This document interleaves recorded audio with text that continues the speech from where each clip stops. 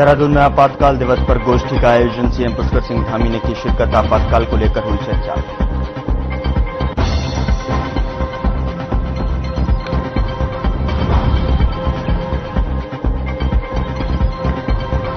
अल्मोड़ा में पूर्व मुख्यमंत्री हरीश रावत ने निकाली न्याय यात्रा। कांग्रेस कार्यकर्ताओं के साथ कई गांवों का किया दौरा। स्थानीय लोगों से की मुलाकात।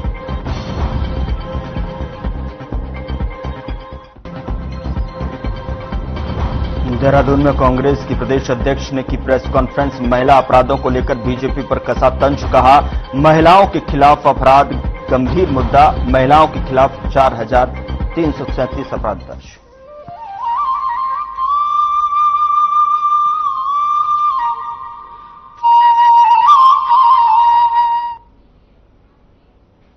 नमस्कार, मैं हूं आपके साथ गौरव राजेंद्र। बुलेटिन की शुरुआत करते हैं। आपातकाल दिवस पर पूरे देश भर में गोष्ठी का आयोजन किया गया। उत्तराखंड में भी आपातकाल दिवस पर गोष्ठी का आयोजन किया गया, तो वहीं जिसमें मुख्यमंत्री पुष्कर सिंह धामी और केंद्रीय मंत्री भूपेंद्र यादव समेत तमाम नेता मौजूद रहे।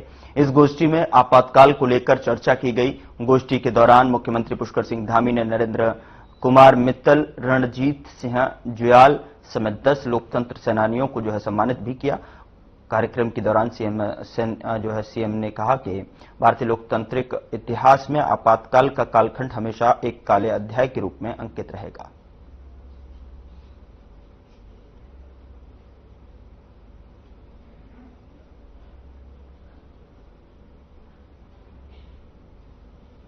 कार्यक्रम को एक नाम देते हुए हमारी सभी नौजवान पीढ़ी को उनके ध्यान में आए, उनके स्मरण में आए कि जो इमरजेंसी थी, आपातकाल था, संविधान की हत्या थी, वो कितनी भयावह थी। किस प्रकार से लोगों को जेल में ठूसा गया था, किस प्रकार से लोकतंत्र की हत्या की गई थी। अनेक नेताओं को, अनेक पत्रिकाओं को, समाचार पत्रों को बंद कर दिया गया था। महिलाओं को जेल में डाल दिया गया था। साथ ही नसबंदी जबरदस्ती कर दी गई थी। हमारे देश की युवा पीढ़ी, आने वाले नौजवान, आने वाले विद्यार्थी, सबके स्मरण में ये इमरजेंसी जरूर रहनी चाहिए। इसलिए हमारे प्रधानमंत्री जी के नेतृत्व में पूरे देश में ये आह्वान किया गया कि संविधान हत्या दिवस इसका नामकरण हुआ। भारत माता की। देहरादून में केंद्रीय वन एवं पर्यावरण मंत्री भूपेंद्र यादव ने 1975 में लगाए गए आपातकाल को भारतीय लोकतंत्र और राजनीति के सबसे दुखद और काला अध्याय बताया। इस दौरान उन्होंने कहा कि प्रधानमंत्री नरेंद्र मोदी देश को आगे बढ़ाने का काम कर रहे हैं। भारत में स्वतंत्र न्यायपालिका को आगे बढ़ाना है, संघीय राज्य संबंध को आगे बढ़ाना है और लोकतंत्र को आगे बढ़ाना है। उन्होंने पुराने दौर को याद करते हुए कहा कि इमरजेंसी के दौरान सारे विपक्षी दलों के नेताओं को जेल में डाला गया।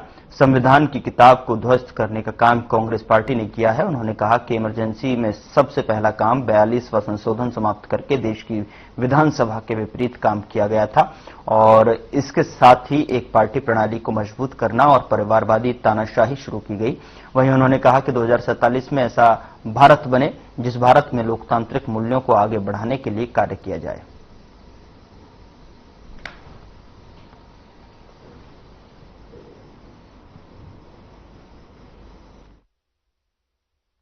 दुनिया के सबसे प्रगतिशील, उदारवादी, लोकतांत्रिक देश के रूप में आगे बढ़ाने का संकल्प है। ये जो संकल्प हमें दिया गया था, इस पे हमला करने का काम, कुठाराघात करने का काम और इसकी हत्या करने का काम, ये आज के 50 साल पहले 25 जून 1977 को हुआ था। और इसलिए जो आजादी हमको मिली थी, उस लोकतंत्र पे सबसे बड़ा हमला 25 जून 1977 को हुआ, जो मार्च 1977 तक 21 महीने तक इस देश में रहा।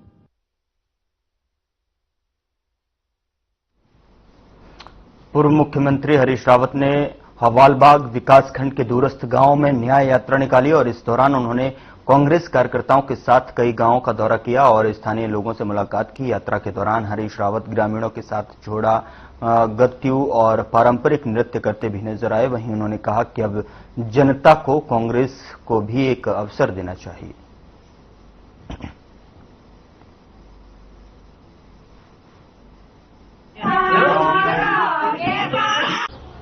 देखिए, मैं तो लोगों से मिलने जा रहा हूं और अपनी बात उनके सामने रख रहा हूं, उनसे न्याय मांग रहा हूं, क्योंकि लोकतंत्र के अंदर आप केवल एक ही पक्ष को शक्ति कैसे दे सकते हैं? दूसरा पक्ष भी तो है विपक्ष। तो आज विपक्ष को ताकत दीजिए। अब हमारी बारी है, विपक्ष की बारी है। ये कहने के लिए जा रहा हूं क्योंकि ये सब क्षेत्र मेरे पुराने कार्य क्षेत्र रहे हैं और मेरा कर्तव्य है कि उन लोगों के पास मैं जाकर के अपना अनुरोध रखूं।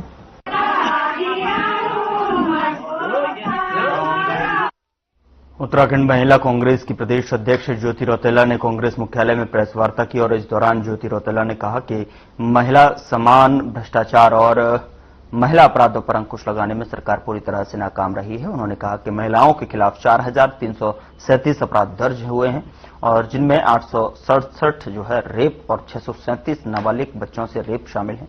वहीं ऐसे मामलों में बीजेपी के लोग संलिप्त हैं। हाल ही में बीजेपी की पूर्व महिला मोर्चा जिला अध्यक्ष अनामिका शर्मा पर आरोप है कि उन्होंने अपने नाबालिग बेटी को अपने प्रेमी और उसके साथियों के साथ बार बार दुष्कर्म करने के लिए मजबूर किया, लेकिन फिर भी महिला को हरिद्वार जेल में वीआईपी सुविधा प्रदान की जा रही है। वो जेल के अंदर सिर्फ फोन कॉल कर रहे हैं और योग दिवस जैसे सरकारी आयोजनों में सम्मिलित हो रही हैं।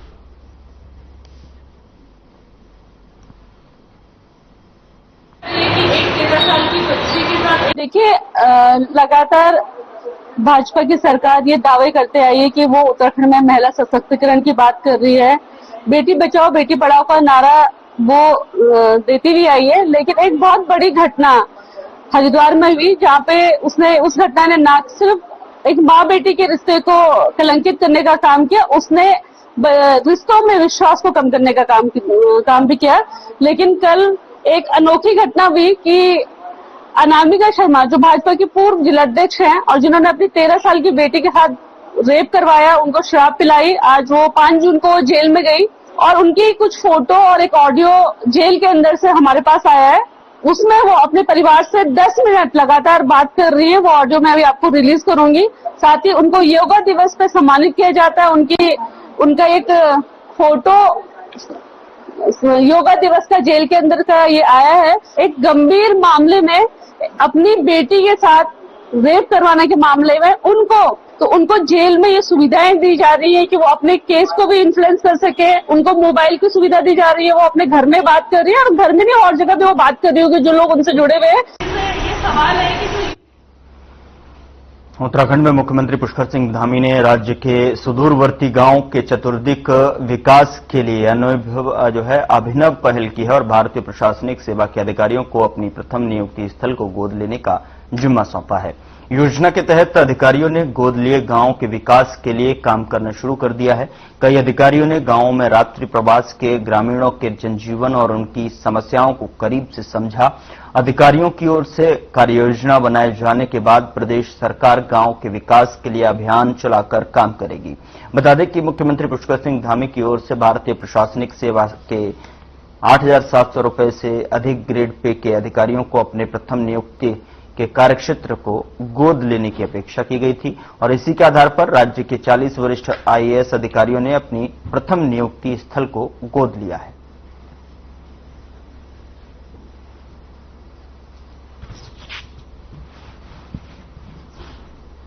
का देश है और गांव का विकास होगा तो निश्चित रूप से प्रदेश का भी और देश का भी विकास होगा।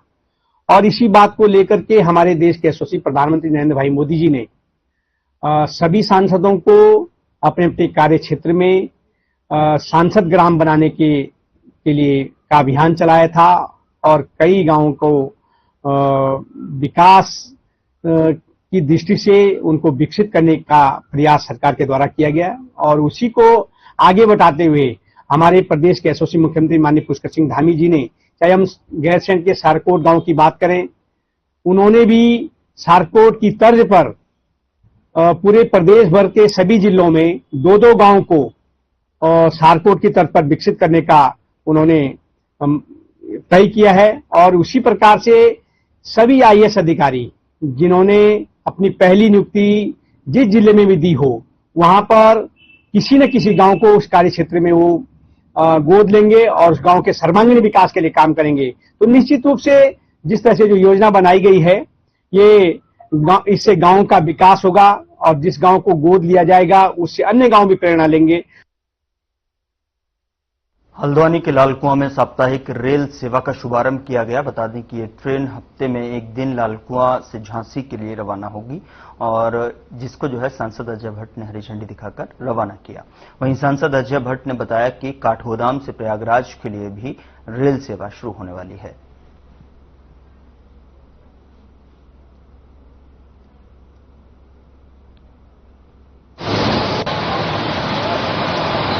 वहां से ग्वालियर, झांसी। तो मैं भारत के माननीय प्रधानमंत्री जी और रेल मंत्री जी को बधाई देता हूं कि जो भी हमने ट्रेन ऑन डिमांड मांग करी है, तो उसको उन्होंने बहुत ही उत्साहित होकर हमारे उत्तराखंड की जनता को उत्साहित किया है और कहीं पर भी कोई कमी नहीं छोड़ी है।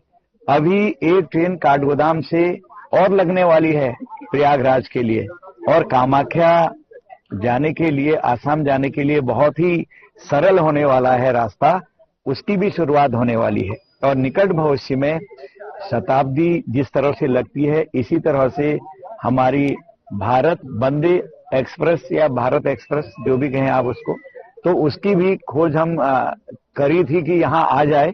उसमें भी सफलता मिलने वाली है कि वो भी हमको मिलेगी।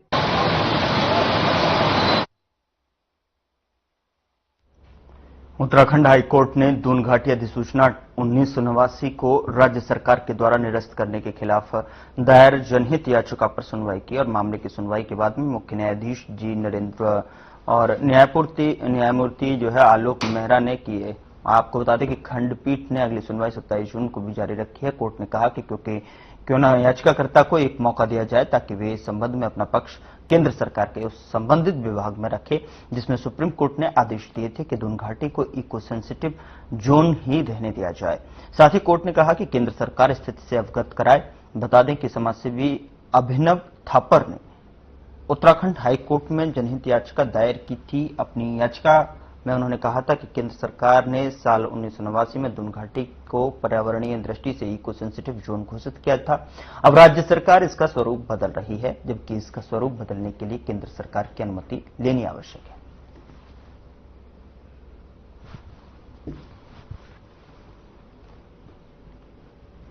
आज उन्होंने हमारी जनहित याचिका जो दून घाटी अधिनियम 1989 पर आधार को निष्क्रिय करने के विरोध में थी, उसमें जिसमें अभी रिसेंटली केंद्र सरकार ने एक नोटिफिकेशन निकाला है जिससे दून घाटी के 15 लाख निवासियों और यहाँ के पर्यावरण को प्रभावित करने वाला वो नोटिफिकेशन है, उसके खिलाफ हम माननीय हाईकोर्ट में गए और हाईकोर्ट ने केंद्र सरकार और राज्य सरकार को इस पे कड़े निर्देश दिए हैं और अब 27 जून को पुनः इसमें सुनवाई दोबारा होगी।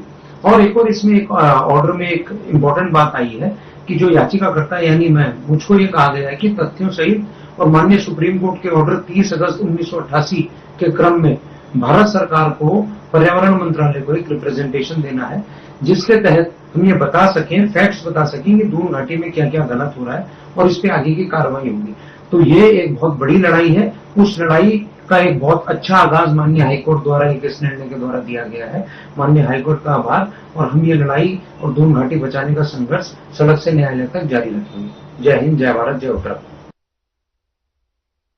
देहरादून में राष्ट्रीय फिल्म विकास परिषद और उत्तराखंड फिल्म विकास परिषद के द्वारा जो है एक कार्यशाला का आयोजन किया गया जिसमें मुख्य अतिथि सूचना महानिदेशक बंशीधर तिवारी ने शिरकत की और इस कार्यशाला में राष्ट्रीय फिल्म से जुड़े कलाकार, निर्देशक और उत्तराखंड फिल्मांकन से जुड़े सभी कलाकार मौजूद रहे। महानिदेशक का कहना है कि उत्तराखंड में फिल्म निर्माण को बढ़ावा देने के लिए एक दिवसीय कार्यशाला का आयोजन किया गया और इस दौरान नीतिगत सुधारों और क्षेत्रीय सिनेमा पर विशेष फोकस रहा। उत्तराखंड के कल्चर और जगहों को जिस फिल्म में नाम दिया जाएगा उस फिल्म को राज्य में निर्माण के लिए ज्यादा छूट दी जाएगी। भारत सरकार की जो फिल्म विकास परिषद है उसके साथ हम लोगों ने मिलकर के और जो स्टेक होल्डर्स हैं, जो फिल्म निर्माता है, उनके साथ हम लोग बैठक कर रहे हैं कि भारत सरकार की जो नीतियां हैं वो किस तरह से उनके लिए फायदेमंद है, राज्य सरकार की फिल्म नीति कैसे फायदेमंद है और साथ ही साथ उनको क्या दिक्कतें आ रही हैं फिल्म शूटिंग में, भारत सरकार के स्तर पर क्या उसमें संशोधन की आवश्यकता है, राज्य सरकार के स्तर पर क्या आवश्यकता है, उसका हम लोग सुझाव लेंगे और फिर उसके आधार पर उनकी समस्याओं को दूर करेंगे। सर अभी कितनी फिल्म तो चाह रहे थे कॉमन प्लेटफॉर्म हो जिसमें रजिस्ट्रेशन हो, कोई जो लाइन प्रोड्यूसर हैं, होटल रिजॉर्ट्स हैं, कहाँ रुकना है, कहाँ जाना है, कहाँ कहाँ शूटिंग हो सकती है, ऐसी जगहों का उसमें उल्लेख हो ताकि एक क्लिक करे और सारी सूचना उसके सामने हो। तो उस तरह की वेबसाइट हम लोग बना रहे हैं और भारत सरकार की वेबसाइट है जिसको हम लोग राज्य सरकार की साथ उसको कोलैबोरेशन करेंगे और उस तरह की सूचना उनको आएगी। हल्द्वानी में विश्व ओलंपिक दिवस के अवसर पर 3 दिवसीय हॉकी टूर्नामेंट प्रतियोगिता का आयोजन किया गया। कार्यक्रम का आगाज स्पोर्ट्स स्टेडियम में किया गया और इस अवसर पर राज्य के अलग अलग जिलों से कई खिलाड़ी पहुंचे हुए थे। तो वहीं इस प्रतियोगिता में 10 जिलों की टीमों ने जो हिस्सा लिया और इस अवसर पर मंत्री रेखा आर्य ने भी कार्यक्रम में शिरकत की और खिलाड़ियों को सम्मानित किया।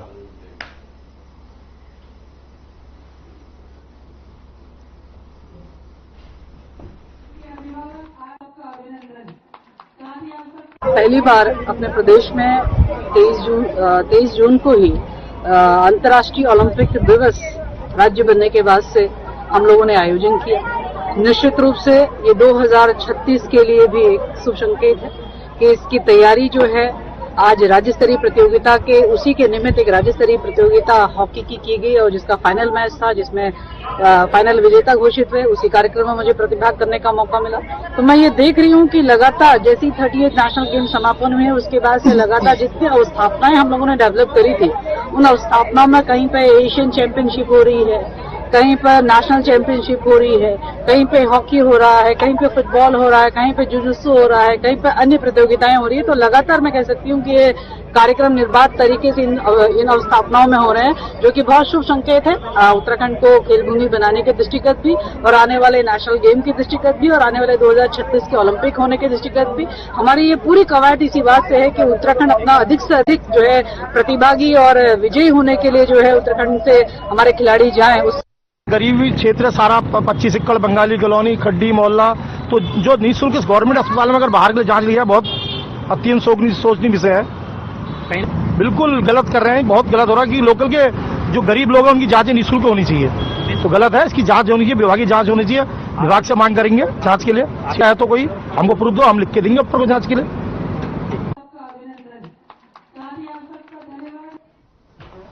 लालकुआ गरीब जनता के लिए उपचार की सबसे बड़ी उम्मीद लालकुआ नगर का प्राथमिक स्वास्थ्य केंद्र इन दिनों दलालों के चंगुल में है। बता दें कि चिकित्सकों की मिलीभगत से बाहरी लैबों पर जांच का कारोबार खुलकर चल रहा है।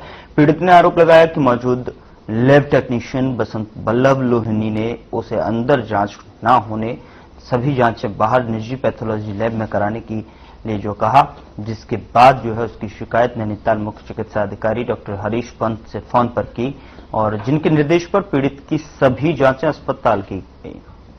पीड़ित ने आरोप लगाया कि अस्पताल के चिकित्सकों को मिलीभगत से रोजाना बड़ी संख्या में अस्पताल के गरीबों मरीजों की जांच बाहरी पैथोलॉजी में कराई जा रही है।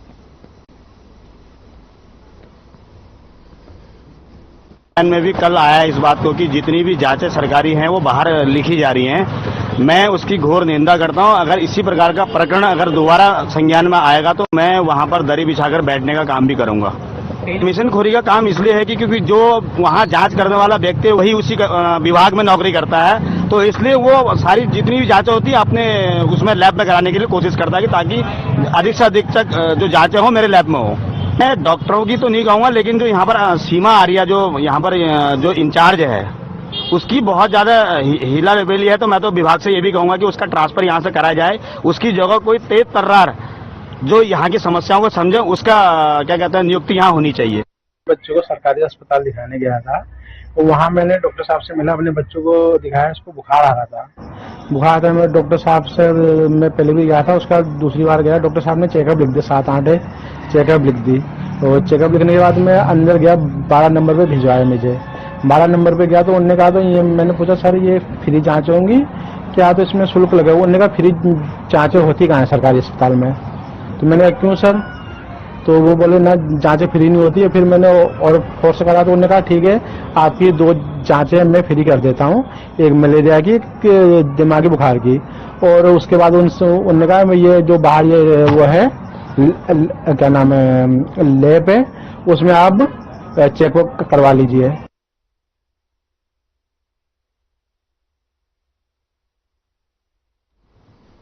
उधर सीएम धामी ने अधिकारियों को निर्देश दिए कि सीएम हेल्पलाइन 1905 में 180 दिन से अधिक समय से लंबित शिकायतों के समाधान के लिए विशेष अभियान चलाया जाए।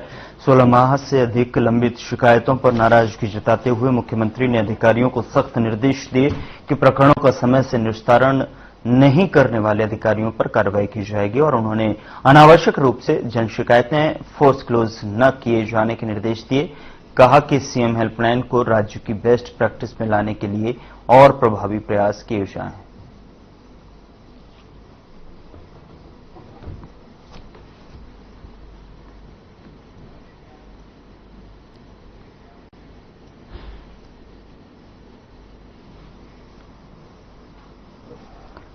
कालसी चकराता मोटर मार्ग पर एक दर्दनाक सड़क हादसा हो गया।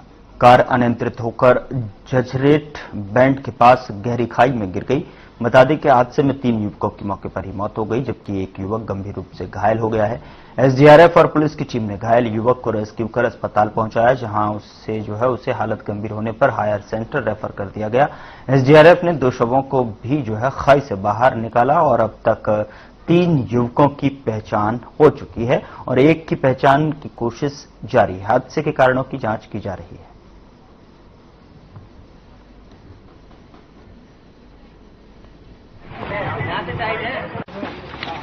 आज सुबह 7:15 बजे करीब चापनू के ग्राम प्रहरी द्वारा सूचना दी गई कि एक व्यक्ति घायल है और नीचे गाड़ी गिरी हुई है।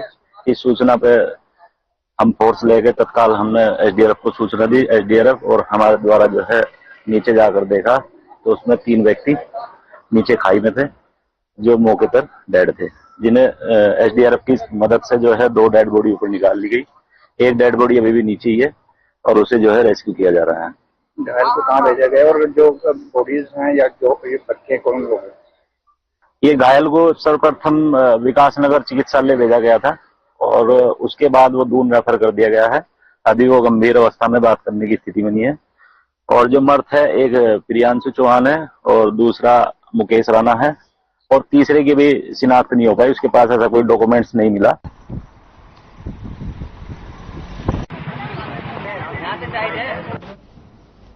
मसूरी देहरादून मार्ग पर एक कार में आग लगने से अफरा तफरी मच गई। हालांकि गनीमत ये रही कि कार सवार 4 युवक किसी भी तरह से कार से निकलने में कामयाब रहे और जिसके बाद स्थानीय लोगों और पुलिस की मदद से आग पर काबू पाया गया।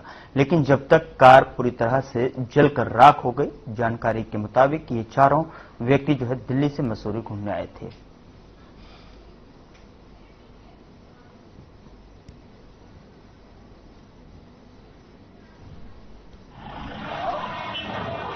अमित कुमार गंगवार। कहाँ से आ रही साहब? दिल्ली से। की घटना है, गाड़ी में आग लग गई पूरी। हाँ, चलते चलते अचानक गाड़ी में से हल्की सी स्मेल आई। उतर के देखा, बोनेट खोलने की कोशिश की तो साइडों से आग निकलती हुई नजर आई। कितने लोग थे आप?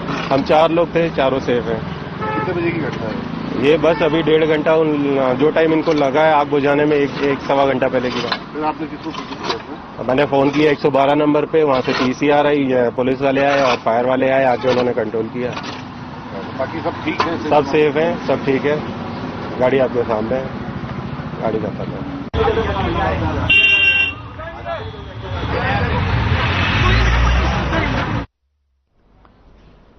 फिलहाल बुलेटिन में इतना ही। नमस्कार।